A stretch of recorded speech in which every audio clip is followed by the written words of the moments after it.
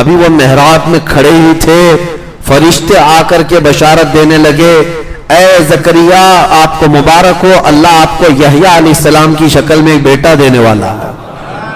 بیٹا بھی دے رہا ہے لیکن ساتھ میں نبی بنا کر دے رہا ہے۔ 90 سال کی عمر میں حضرت زکریا علیہ السلام کو دعا تو کی ہے لیکن پھر تعجب خود کرتے ہیں، قال ربی انا یکون لی ولد، مجھے بیٹا کیسے ہو سکتا ہے، انا یکون لی غلام وکانت امراتی عاقر، میری بیوی تو بوڑھی ہو گئی ہے، سن ایاس کو پہنچی، یعنی جس کی ایام حیض ختم ہو جاتے ہیں، سن ایاس جس کو کہتے ہیں عورتوں کی عمر اوپر ہو گئی۔ تو حضرت زکریا تعجب بھی کر رہے، میری بیوی کو بیٹا کیسے ہو سکتا ہے؟ فرشتوں نے کہا قال کذالک اللہ یفعل ما یشاء، اور اب فرماتا ہے وہ اللہ ایسے ہی چاہتا ہے کہ تمہیں اسی حالت میں بیٹا ہو۔ میرے عزیزو، اب یہاں پر ایک نقطہ عرض کرنا ہے، یہ تو لفظ ہے نا، یہ بہت اہم ہے، ہنالک دعا زکریا ربہ۔ حضرت زکریا علیہ السلام نے محراب مریم میں کھڑے ہو کر کیوں دعا کیا جبکہ وہ خود نبی ہیں؟ اور حضرت مریم کون ہے؟ نبی نہیں ہے، اللہ کی ایک ولیہ ہے۔ بات یہ سوچنے کی ہے، ایک نبی کی دعا ولی کی بیٹھک پر قبول ہو سکتی ہے، تو پھر ایک امتی کی دعا ایک ولی کے مقام پر کیوں نہیں قبول ہوتی؟ نسبتوں کا احترام قرآن نے ہمیں بتایا ہے۔ پوری بیت المقدس مسجد اقصی کہیں بھی دعا کرتے، لیکن قرآن میں ہے جہاں بی بی مریم بیٹھتی تھی وہیں حضرت زکریا علیہ السلام نے دعا کیا۔ پتہ یہ چلا کہ دعاؤں کی قبولیت کی کچھ جگہیں بھی ہوتی ہیں جہاں جا کر کے دعا کریں تو فوراً اللہ قبول فرماتا ہے۔ اسی طرح فتاوی رضویہ شریف میں اعلیٰ حضرت نے وہ مقامات گنائے ہیں جہاں سب سے جلدی دعائیں قبول ہوتی ہیں۔ میں آپ کو ایک جگہ بتا دوں، اعلیٰ حضرت نے جو لکھا ہے، بہت سارے مقامات لکھے ہیں، ان میں ایک جگہ امام اہل سنت فرماتے ہیں سب سے تیز دعا قبول ہونے کا مقام اجمیر معلیٰ غریب نواز کا دربار ہے۔ مجھے حیرت ہوتی ہے، بریلی کے نام سے کچھ لوگ چڑھتے ہیں، اعلیٰ حضرت کے نام سے کچھ لوگوں کو تکلیف، جبکہ اعلیٰ حضرت نے خود یہ لکھا ہے فتاوی رضویہ شریف میں کہ دعاؤں کے قبول ہونے کی جو جگہ ہیں ان میں سے ایک جگہ اجمیر معلیٰ غریب نواز کا دربار ہے۔ میرے عزیزو، یہ قرآن پاک سے ثابت ہے کہ جہاں اللہ کے اولیاء بیٹھتے ہیں وہاں دعائیں قبول ہوتی ہیں۔ بہرحال دو آیتیں ایسی ہیں آج ہم نے تلاوت کی ہے، جیسا بھی تم پر بوجھ ہو قرض کا، جیسی بھی بے روزگاری ہو، یہ دو آیتیں عشاء کی نماز کی سب سے آخری 2 رکعت نفل نماز میں 5 مرتبہ پڑھتے رہے۔ یہ تجربے کی بات میں بتا رہا ہوں، بہت تیز اثر کرتی ہیں اور اللہ تعالیٰ اس بندے کو بے نیاز فرماتا ہے۔ ہر طرح کے بوجھ سے اللہ تعالیٰ اسے بے نیاز فرماتا ہے۔ وہ آیتیں ہیں تولج اللیل فی النہار وتولج النہار فی اللیل، نہیں بلکہ اس سے پہلے قل اللہم مالک الملک تؤتی الملک من تشاء وتنزع الملک ممن تشاء وتعز من تشاء وتذل من تشاء بیدک الخیر انک علی کل شیء قدیر۔ اس کے بعد والی آیت، یہ دونوں آیتیں یاد کر لیں، اور پھر فرمایا گیا کہ اگر کوئی محکوم ہے، مزدور ہے، ان آیتوں کی تلاوت کرے، اللہ کبھی بھی اس پر کسی کو غلبہ نہیں دے گا، کوئی اس کے اوپر حکومت نہ کر سکے گا۔ اللہ رب العزت کی قدرت غالب ہے، اور جو بندہ اس کی تلاوت کرتا ہے وہ ہمیشہ سرخرو رہے گا، سر بلند رہے گا اور محکومیت سے محفوظ رہے گا۔ اور ہمیشہ یہ تمنا بھی کرنا چاہیے، میرے آقا صلی اللہ علیہ وسلم دعا بھی کرتے تھے، نعوذ بک من غلبۃ الدین وقہر الرجال، اے اللہ میں تیری پناہ مانگتا ہوں قرض کے بوجھ سے اور لوگوں کی حکومت سے، لوگوں کی محکومی سے۔ مجھے میرے والد گرامی نے یہ دعائیں تلقین بھی کی تھی، اور وہ فرماتے کہ میں نے کعبے کا غلاف پکڑ کر کے دعا کیا تھا کہ اے اللہ زندگی بھر مجھے کبھی کسی کی غلامی میں مت رکھ اور کبھی بھی لوگوں کی محکومی میں نہ رکھ۔ اسی لیے یہ وراثت میں مجھے بھی ملا ہے، میرے والد بھی بڑے عالم دین تھے اور زیادہ دن تک وہ بھی امامت نہیں کر سکے، 4-5 مسجدوں میں امامت کیے چند مہینوں میں، اور اس کے بعد بہت سارے آپ کو پتہ ہے عقل سلیم رکھنے والے لوگ حاکم بنتے ہیں امام کے اوپر، اور یہی محکومیت ہمیں پسند نہیں ہے۔ عالم ہے تو اللہ تبارک و تعالیٰ نے مسلح عطا کیا ہے، ہم کبھی یہ نہیں چاہتے کہ آپ کے اوپر حکومت کریں، لیکن ہم یہ بھی نہیں چاہتے کہ کوئی جاہل جو ہے عالم کو ہانکتا رہے۔ ہاں، کوئی جاہل عالم کو ہانکتا رہے۔ یہ میں آپ کو بتاؤں، ایک بہت بڑے بزرگ علامہ تقی الدین رحمۃ اللہ تعالی علیہ، ہمارے علاقے کے بہت بڑے پائے کے بزرگ ہیں، ولی ہیں، وہ ایک دارالعلوم کے صدر مدرس بھی تھے، پڑھاتے تھے۔ مدرس میں اور ایک مدرس تھے اور ایک عالم تھے، دونوں میں تکرار ہو گئی، بحث ہو گئی۔ حضرت تقی الدین رحمۃ اللہ علیہ اور ان کے، اب آپ کہیں گے کلی، ان کے ساتھ پڑھانے والے ایک اور عالم دین تھے، دونوں میں کچھ معاملات انبن ہو گئے، تو یہ بات چلنے لگی، تو اب فیصلہ کرنے کے لیے کمیٹی والے آئے، دو مولانا لوگوں کا فیصلہ کرنے کے لیے کمیٹی والے آئے۔ تو جب حضرت تقی الدین رحمۃ اللہ علیہ کو یہ بتایا گیا کہ آپ کا یہ معاملہ صلح کرا دیا جائے گا، یا جس کو کہتے ہیں سیٹ آؤٹ کر دیا جائے گا، تو انہوں نے پوچھا کون آ رہے ہیں؟ کہا کہ صدر صاحب ہیں اور سیکریٹری صاحب ہیں، یہ آ رہے ہیں۔ اسی دن انہوں نے لیٹر اٹھایا اور استعفیٰ لکھ کر کے دیا، کہا جہاں گنگا الٹی بہ رہی ہو، علماء جاہلوں کا فیصلہ کرنے کی بجائے جاہل اگر علماء کا فیصلہ کرنے لگے تو اس جگہ رہنا ہی مناسب نہیں، اس کے بعد سے پھر وہ کبھی اس جگہ پر نہیں آئے۔ اور میرے آقا صلی اللہ علیہ وسلم نے فرمایا اذا وسد الامر الى غیر اہلی فانتظر الساعہ، جب دین کے معاملات جاہلوں کے ہاتھ میں جائیں تو انتظار کرو، قیامت بہت قریب آ چکی، بہت قریب آ چکی۔ اسی لیے میرے عزیزوں، ایک مشہور بات ہمارے سامنے آئی تھی، مسجد کی امامت کے لیے امام آتے رہتے، ممبئی میں تو بہت چلتا ہے، ٹیسٹ دینے کے لیے آتے ہیں، پہلے جمعہ پڑھائیں گے، پھر مغرب عشاء پڑھائیں گے، دیکھیں گے ان کی قرات کیسی ہے، تقریر کیسی ہے، اور ٹیسٹ کون لے رہا ہوتا ہے؟ جاہل لوگ دیتے ہیں۔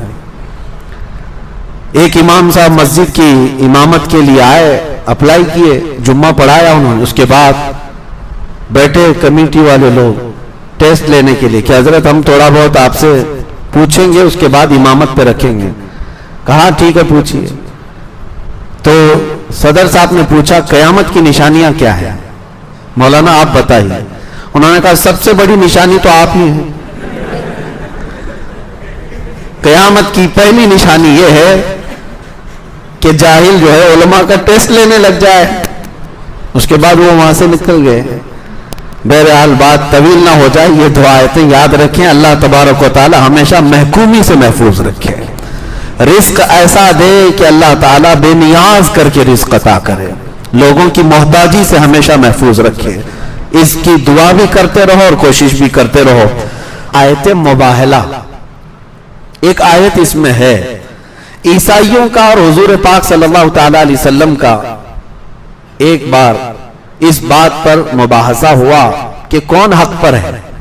عیسائی کہتے تھے کہ ہم حق پر ہیں، نبی پاک صلی اللہ تعالی علیہ وسلم کو اللہ نے فرمایا اے محبوب آپ ان سے کہہ دیں اگر تم حق پر ہو نا فَقُلْ تَعَالَوْا نَدْعُوا أَبْنَاءَنَا وَأَبْنَاءَكُمْ وَنِسَاءَنَا وَنِسَاءَكُمْ وَأَنفُسَنَا وَأَنفُسَكُمْ، آؤ میں اپنے بیٹے بیٹیاں لے کر آتا ہوں، میں اپنی عورتیں لے کر کے آؤں گا، میں خود بھی آؤں گا، تم اپنے بیٹے بیٹیاں لے آؤ، تم اپنی عورتیں لے آؤ اور تم خود بھی آؤ، اور بیٹھیں گے ایک میدان میں۔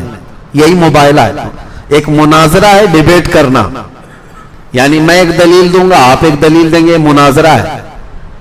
اور ایک ہے مباہلہ، اس میں بات چیت نہیں ہے، اس میں بیٹھے رہیں گے میدان میں اور دونوں دعا کریں گے، دونوں دعا کریں گے کہ اللہ جو جھوٹا ہے اس کا چہرہ کالا کر دے، یا کوئی نشانی، جیسے بہت سارے ہمارے بزرگوں نے مباہلے میں الگ الگ چیزیں اختیار کی۔ میں پہلے یہ حضور کا مباہلہ بتاتا ہوں۔ حضور پاک صلی اللہ علیہ وسلم نے عیسائیوں سے کہا آ جاؤ تم بھی آؤ میدان میں، میں بھی آتا ہوں، اور ہم اپنے اپنے رب کو پکاریں گے، جس کا دین سچا ہوگا وہ حق اس کا ظاہر ہو جائے گا۔ عیسائی مان گئے، کہا کہ ٹھیک ہے۔ نجران ایک جگہ ہے، وہاں کے عیسائی تھے۔ اب حضور پاک صلی اللہ علیہ وسلم اپنے گھر سے نکلے اور ساتھ میں کس کو لیا؟ سیدہ بی بی فاطمہ الزہرا کو، امام حسن کو، امام حسین کو، اور حیدر کرار علی مرتضیٰ کو۔ یہ پنجتن پاک کا قافلہ نکلا ہے اور نجران کی طرف. میرے عزیزوں ناموں میں اتنا اثر ہے کہ آج بھی ہم دعا کرتے ہیں لی خمسۃ اطفی بہا حر الوباء الحاطمہ المصطفیٰ والمرتضیٰ وبناہما والفاطمہ. میرے پاس 5 نام ایسے ہیں جن سے ہر بری چیز کو اور ہر گرمی کو میں دور کر دیتا ہوں. وہ 5 نام کیا ہیں؟ ایک مصطفیٰ، ایک مرتضیٰ، ایک حسن حسین اور ایک فاطمہ. یہ 5 ناموں میں یہ تاثیر ہے. یہ پنجتن پاک کا قافلہ نکلا نجران کی طرف اور حضور پہنچ گئے. اہل حق ہمیشہ پہنچتے ہیں. نبی پاک صلی اللہ تعالی علیہ وسلم میدان مباہلہ میں پہنچے. عیسائیوں کو آنا تھا مقابلے میں، اور جو سب سے بڑا عیسائی پادری تھا وہ اپنے محل میں بیٹھا ہوا انتظار کر رہا تھا، آنے تو دیکھتے ہیں. اور جب حضور پہنچ ہی گئے تو ان کو پہلی بات تو یہ سمجھ میں نہیں آ رہا کیا یہ صحیح میں آ گئے. اور اس کے بعد دیوار پر چڑھ کر کے جھانکنے لگا کہ آئے ہیں تو دیکھ لوں. پہلے دور سے نبی پاک کے چہرے پاک کو دیکھا اور ساتھ میں وہ ایسا منظر تھا کہ سورج جگمگا رہا ہو اور ساتھ میں چاند بھی ہو اور ستارے بھی ہوں.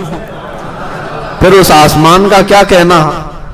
اس نے دور سے دیکھا اور سٹپٹا گیا اور سارے عیسائیوں کو بلایا اور پکار کر کہا نادانو تم نے کس کو مباہلے کے لیے بلایا؟ دیکھ نہیں رہے وہ چہرہ؟ اور وہ عیسائی پادری کہتا ہے قسم خدا کی اگر میں مباہلے میں چلا جاؤں سامنے اور وہ نبی اگر اٹھا دے ہاتھ دعا کے لیے قیامت تک کوئی عیسائی زندہ نہیں رہ سکتا. یہ کون کہہ رہا ہے؟ خود عیسائی پادری کہہ رہا ہے. کہا تم نے کس کو بلا لیا؟ حضور پاک صلی اللہ تعالی علیہ وسلم کے پاس وہ سرنڈر ہو گئے. کہا کہ ہمیں مباہلہ نہیں کرنا، آپ واپس تشریف لے جائیں. حضور پاک صلی اللہ تعالی علیہ وسلم واپس تشریف لائے. مباہلہ اسلام میں ہے لیکن ہونے کے چانسز بہت کم ہوتے ہیں، ہوتے نہیں. اس کی ایک وجہ ہے سیدنا خالد بن ولید رضی اللہ تعالیٰ عنہ عیسائیوں نے ایک بار پکڑ لیا تھا اور کہا تم صحیح مذہب پر ہو، حق مذہب پر ہو تو آؤ چلو ہم بھی ٹیسٹ کر لیتے ہیں. کہا چلو. حضرت خالد بن ولید کے سامنے جو معاملہ تھا وہ کیا تھا؟ عیسائی آئے اور ایک ایسا خطرناک زہر لا کر کے رکھا، ایسا خطرناک زہر جس کو چھونے سے چمڑی نکل جاتی تھی. اگر وہ زہر لگ جائے تو چمڑی نکل جائے گی، اتنا خطرناک زہر. عیسائیوں نے کہا کہ چلو اس زہر کو رکھتے ہیں اور ہم دونوں دیکھتے ہیں، اللہ کا نام لیتے ہیں. حضرت خالد بن ولید نے کہا یقین ہے مجھے، میں میرے رب کا نام لے کر زہر اٹھا کر پی لوں گا، تمہیں بھی پینا ہوگا. حضرت خالد بن ولید کو انہوں نے کہا ٹھیک ہے تم پہلے کرو. حضرت خالد بن ولید نے بسم اللہ الرحمن الرحیم پڑھا اور اٹھا کر پورا زہر پی لیا. وہ گھبرا کر بھاگنے لگے. کہا کہ یہ کون انسان ہے کیا؟ اور بہت دیر تک دیکھتے رہے کہ کچھ تبدیل ہوگا کہ نہیں ہوگا. کہاں سے تبدیل ہوتا؟ وہ خالد بن ولید سیف اللہ المسلول ہے. کچھ نہیں ہوا، اللہ کے نام سے پیا. عیسائیوں نے کہا کہ یہ کچھ جادو کر دیا تم نے، ہو سکتا ہے یہ جادو ہوگا شیشی پر یا بوتل پر. حضرت خالد بن ولید نے کہا پورا نہیں، جو بچا ہے اس میں وہی چاٹ لو جو بچا ہے. لیکن ان میں سے کسی کی ہمت اور طاقت نہیں ہو سکی کہ اس زہر کو چکھ بھی سکے. ہر زمانے میں یہ ہوا ہے. عزیزان گرامی اوقات آگ میں جانے کا جو مباہلے کا معاملہ ہے یہ بھی کوئی پہلی مرتبہ نہیں تھا. لوگ مجھے آج پوری دنیا میں تقریباً اسی نام سے جانتے بھی. نبی پاک صلی اللہ تعالی علیہ وسلم کی عزت کی بات تھی، ہم نے مباہلے کا اعلان کیا تھا. اور ظاہر سی بات ہے کوئی پری پلان اور منصوبہ بندی نہیں ہوتی، یہ جذبات ہوتے ہیں، یہ ایمانی تقاضا ہوتا ہے. ہم نے بہت دنوں تک دیکھا ان کو ڈیبیٹ کرنے کا کوئی مسئلہ ہی نہیں، اور ان کے میدان ہے، ان کا میز ہے، ان کے ٹٹو ہیں، ان کا میڈیا ہے، جس کو چاہے لڑاتے رہیں. اس کے لیے ہم نے کہا تھا سیدھی سی بات ہے کہ آؤ میدان میں اترتے ہیں، کوئی میڈیا والا آئے نہ آئے، ہم بھی اتر کر کے آگ میں چلتے ہیں، تم بھی اتر کر کے آؤ، دیکھا جائے. میرے عزیزوں یہ کوئی اس وقت کی کوئی لفاظی یا پکائی نہیں. الحمدللہ اس اعلان پر آج بھی میں برقرار ہوں. آخری سانس تک ہم برقرار ہیں اس چیز پر. ہمارے دین پر ہمیں یقین ہے. مجھے میری ذات پر نہیں، میرے رب کی ذات پر یقین ہے، اور میرے نبی کے سچے ہونے پر ہمارے وجود سے زیادہ یقین ہے. ہمارے وجود سے زیادہ یقین ہے. یہ ضروری نہیں کہ ہم بہت پاکیزہ لوگ ہیں، بہت بڑے ولی ہیں یا پرہیزگار ہیں، نہیں. ہمیں ہماری طرف کوئی یقین نہیں ہے، لیکن اللہ کی ذات پر یقین ہے. یہ پہلی مرتبہ نہیں، سرکار مفتی اعظم ہند رحمۃ اللہ تعالی علیہ کے زمانے میں بھی اس طرح کا معاملہ پیش آیا. اور ایک بڑے بزرگ ہیں ابو مسلم خلانی، ان کے زمانے میں بھی ایسا معاملہ پیش آیا آگ میں اترنے کا، اور وہ اتر کر کے بھی دکھایا. حضرت مفتی اعظم ہند رحمۃ اللہ تعالی علیہ کے زمانے میں شدھی کرن ایک تحریک چل رہی تھی، گھر واپسی. بہت سارے لوگوں کو مرتد بنا رہے تھے لوگ. تب ایک بہت بڑے پنڈت اور سوامی کو انہوں نے چیلنج کیا تھا آگرہ کی سرزمین پر کہ ایک بہت بڑی کڑائی تیل میں پک رہی تھی اور آگ لگی ہوئی تھی. مفتی اعظم ہند رحمۃ اللہ تعالی علیہ اور شیر بیش اہل سنت علامہ حشمت علی خان رحمۃ اللہ علیہ، یہ دونوں تھے. اور جو سوامی تھا، جو پنڈت تھا، وہ بکواس کیے جا رہا تھا. تو آپ نے اس سے کہا کہ اگر تو اپنی تمام باتوں پر سچا ہے تو آجا اس کڑھائی میں کود جاتے ہیں. یہ گرم کھولتا ہوا تیل ہے، یہ آگ لگی ہوئی ہے. اس نے سوچا کہ یہ مذاق میں کہہ رہا ہے مولوی. پھر انہوں نے کہا، کھینچ کر کے جب قریب لایا تو تھر تھر کانپنے لگ گیا. کہا کیا حقیقت میں کرے گا؟ یہی معاملہ سلطان الہند غریب نواز کی بارگاہ میں بھی ہے، آپ کے ساتھ بھی ہوا. ایک مرتبہ ایک پجاری بیٹھا ہوا تھا، آگ کی پوجا کر رہا تھا. غریب نواز رضی اللہ تعالیٰ عنہ نے رک کر کے کہا کہ ذرا اس میں ہاتھ ڈالو جو تمہارا خدا ہے. اس نے کہا یہ تو جلائے گی. کہا اتنے سال سے عبادت کر رہے ہو پھر بھی جلائے گی. تو سرکار غریب نواز نے جب یہ کہا تو پجاری نے کہا یہ سب فلسفہ، یہ منطق چلنا چھوڑ دو. آگ کا اثر ہے جلانا، وہ جلاتی ہے.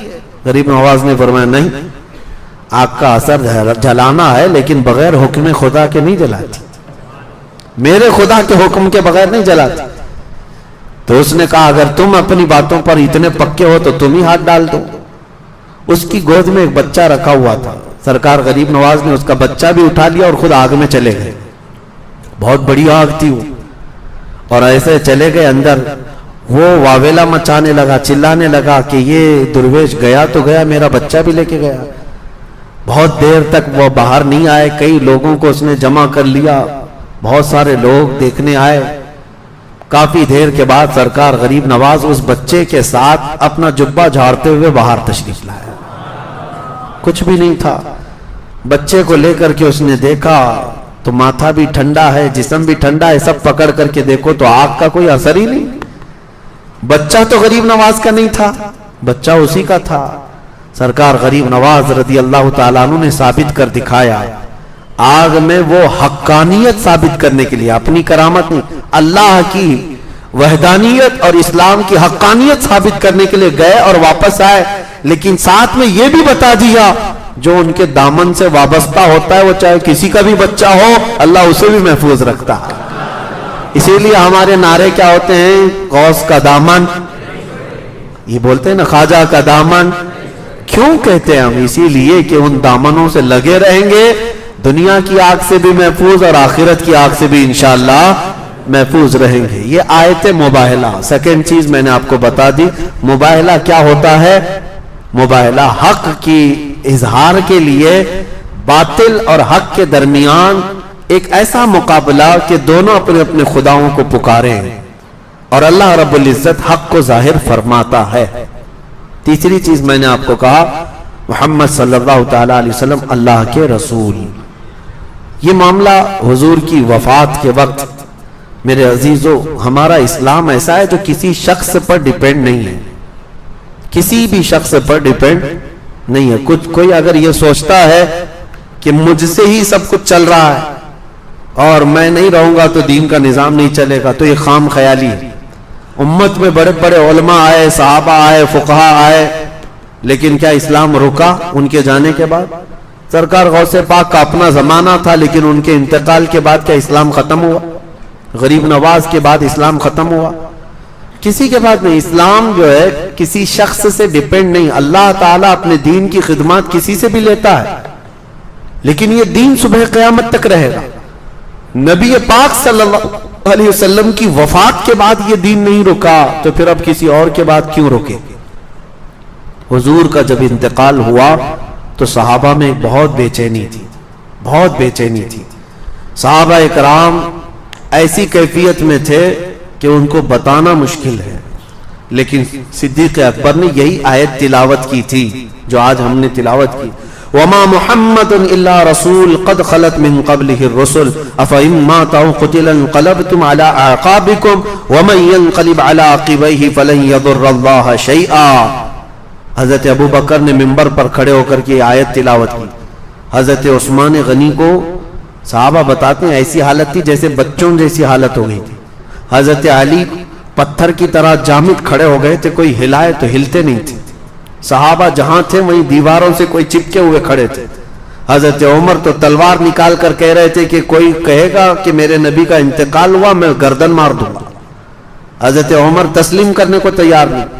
وہ کہہ رہے تھے کہ جیسے موسیٰ علیہ السلام کوہ طور پر گئے تھے اللہ سے کلام کرنے کے لیے, ہمارے نبی بھی گئے ہیں, وہ واپس آئیں گے. حضرت عمر کی غلبہ محبت تھا سب کے اندر. حضرت ابو بکر نے اس وقت یہ آیت تلاوت کی. کہا کیا اس آیت کا معنی؟ محمد اللہ کے ایک رسول ہیں, ان سے پہلے بھی رسول آئے اور چلے گئے. اور حضرت ابو بکر کہتے ہیں تم میں سے جو محمد صلی اللہ علیہ وسلم کی عبادت کرتا تھا وہ سن لے کہ محمد صلی اللہ علیہ وسلم کا انتقال ہو چکا, اور جو اللہ کی عبادت کرتا تھا وہ اللہ حی اور قیوم, کل بھی زندہ تھا, آج بھی زندہ, ہمیشہ زندہ رہے گا. تم کس کی عبادت کرتے ہو؟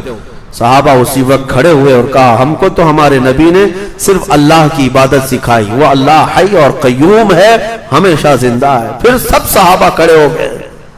نبی پاک صلی اللہ تعالی علیہ وسلم کے وصال کے بعد سب کو کھڑا کرنا یہ معمولی کام نہیں تھا. یہ صحرا حضرت ابو بکر صدیق کے سر جاتا ہے. میرے عزیزو یہ بہت بڑی بات ہے. غم میں ایسا ہوتا ہے کہ کبھی اگر آپ کے گھر میں آپ کے باپ سب سے اہم ہو, باپ کا انتقال ہو جائے تو گھر سونا سونا ہو جاتا ہے. لوگ بیٹھے رہ جاتے ہیں, کچھ کرتے نہیں, سمجھ میں نہیں آتا کریں کیا. وہ تو امت کے آقا, ہم غریبوں کے والی تھے, وہ صحابہ کی آنکھوں کی ٹھنڈک تھے. جس دن میرے آقا انتقال کر گئے, مدینے والے کہتے ہیں اس سے زیادہ کالا, یعنی اس سے زیادہ تاریک دن, اندھیرا مدینے میں کبھی آیا ہی نہیں جس دن حضور کا انتقال ہوا تھا.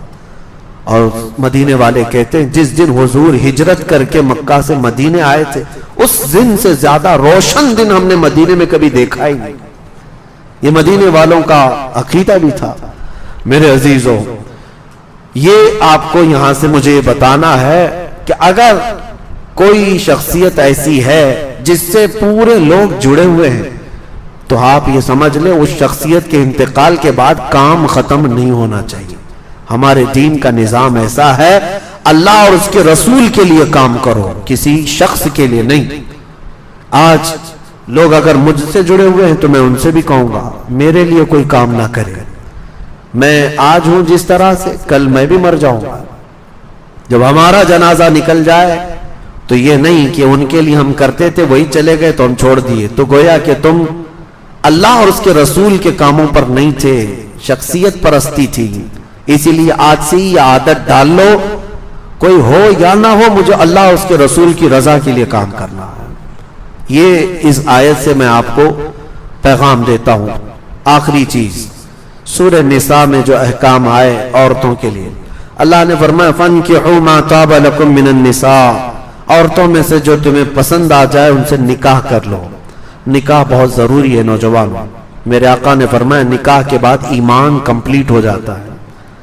نکاح, اور اسی میں اللہ نے فرمایا کہ نکاح کرو, اگر تم فقیر بھی ہو تو اللہ اپنے فضل سے تمہیں غنی بنا دے گا. یہاں تو لوگ سٹینڈ ہونے کے چکر میں پتہ نہیں بڑھاپا نکال لیتے ہیں. ابھی میں سیٹل نہیں ہوا, شادی کب کرنا ہے, ابھی سیٹل نہیں ہوا, سیٹل کب ہوگا, ابھی سٹینڈ نہیں ہوا, تو کیا ایک پاؤں پہ کھڑے ہیں, ابھی چلتے پھرتے ہیں, سب کچھ ہے, کھاتے پیتے ہیں, لیکن ابھی سیٹل نہیں ہوئی. اور سیٹل ہونے کے چکر میں ایک بات آپ کو میں بتا دوں, کبھی سیٹل نہیں ہوتا آدمی, کبھی جو دماغ میں چل رہی نا وہ چیزیں کبھی نہیں آتی. اسی لیے نکاح کی اگر عمر ہو گئی ہے تو نکاح کر لیں. ابھی میں آپ کو بتاؤں, ایک نوجوان کا مجھے میسج بھی آیا, وہ بیچارہ شادی کا خواہش مند ہے اور نوکری ابھی بھی اس کو لگی ہے, اور وہ ہم سے تو کہہ رہا ہے. ہم نے کہا گھر میں بتا دو, کہا ابا ماریں گے. کیوں؟ کہا عمر ابھی 21-22 سال کی ہے, گناہ میں پڑنے کا اندیشہ مجھے بہت زیادہ ہے. میں نے کہا بیٹا اسلام کا یہ فریضہ ہے, اگر اندیشہ ہے گناہ میں پڑنے کا تو نکاح فرض ہو جاتا ہے. فرض ہے, سنت نہیں, فرض ہو جاتا ہے. میں نے اس سے کہا کہ جاؤ گھر میں کہہ دو. تو 2-3 دن کنٹینیو سمجھانے کے بعد گیا اور گھر میں جا کر بولا کہ مجھے نکاح کی ضرورت ہے. جیسا بیچارے کا اندیشہ تھا باپ نے ویسا ہی کیا اس کے ساتھ. پھر اس نے کہا کہ میں حضرت نہیں کہہ رہا تھا کہ میرے باپ ناراض ہو جائیں, اب تو مجھ سے کہا ہے کہ تجھے گھر میں کھانا پانی بھی نہیں دیں گے, بہت ناراض ہے. کہا شادی پر ناراض؟ کہا باپ کی مرضی سے شادی کرنا ہے, باپ کی مرضی سے شادی کرنا ہے. اس کے اندر کیا چل رہا ہے باپ کو کیا پتا ہے؟ میرے عزیزو, جو اگر باپ ہیں تو ان کو میں بتاتا ہوں, کسی کو زور زبردستی اس طرح روک کر مت رکھو, نہ بیٹیوں کو نہ بیٹوں کو. ان کی اگر عمر ہو گئی ہے تو ان کو اپنی زندگی نبھانے دے دو. کچھ لوگوں کو ایسا لگتا ہے کہ اتنی جلدی کر کے کیا کرے گا, اتنی جلدی گناہ کے اڈے قائم کرے گا تو فرق نہیں پڑے گا. شادی کر کے ایک اچھا معاشرہ تشکیل دینا چاہتا ہے تو اسے آزاد رکھو. بعض مقامات پر ہو سکتا ہے کچھ ماں باپ ان کے لیے سخت ہو جاتے ہوں, ہرگز نہ کریں.